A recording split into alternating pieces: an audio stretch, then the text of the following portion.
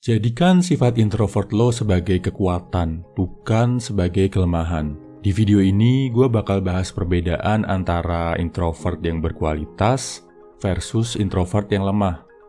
Harapannya, lo yang mengidentifikasi diri sebagai introvert bakal bisa selangkah lebih baik dan lebih berkualitas. Video ini gue buat dari pertanyaan bro orang biasa.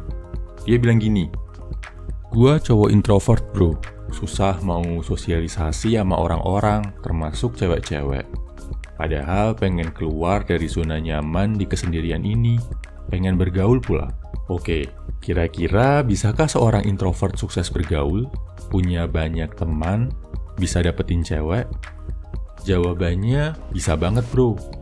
Yang wajib lo tahu, introvert nggak sama dengan antisosial. Antisosial itu nggak mau ketemu orang lain, mager di rumah dengan alasan dirinya introvert.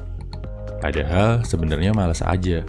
Introvert lemah akan beralasan menggunakan sifatnya untuk jadi antisosial, menganggap dirinya korban, pasrah menerima keadaan dan sifat bawaannya.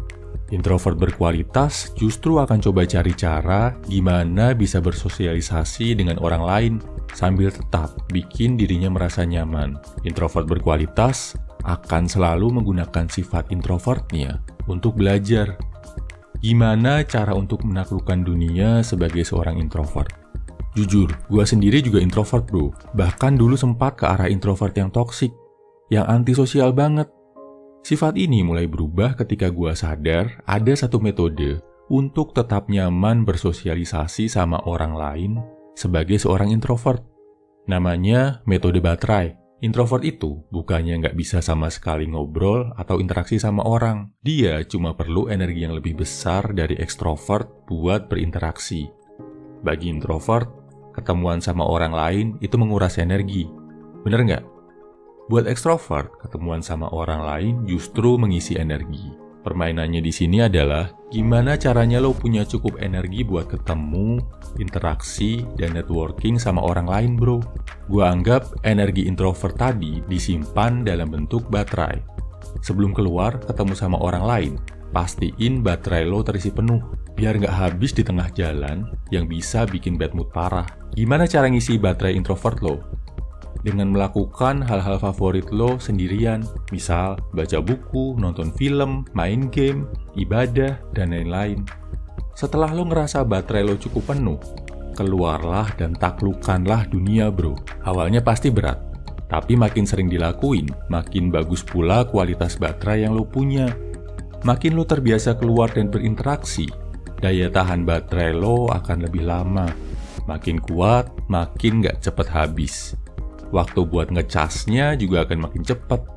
Seorang introvert berkualitas akan berusaha meningkatkan kapasitas baterainya agar lebih bagus dan lebih bagus. Satu catatan lagi bro, introvert lemah dikendalikan oleh rasa takut. Introvert kuat selalu berusaha menaklukkan rasa takutnya. Selangkah demi selangkah. Pelan-pelan nggak apa-apa. Mungkin dari keluar rumah, interaksi awalnya cukup dengan senyum dan sapa. Kalau udah nyaman, bisa mulai ngobrol kecil 2-3 menit aja. Kalau udah makin nyaman, coba panjangin obrolan. Introvert bisa banget ngobrol dengan sangat baik. Tipsnya satu bro, banyakin dengerin daripada ngomong. Ajukan pertanyaan.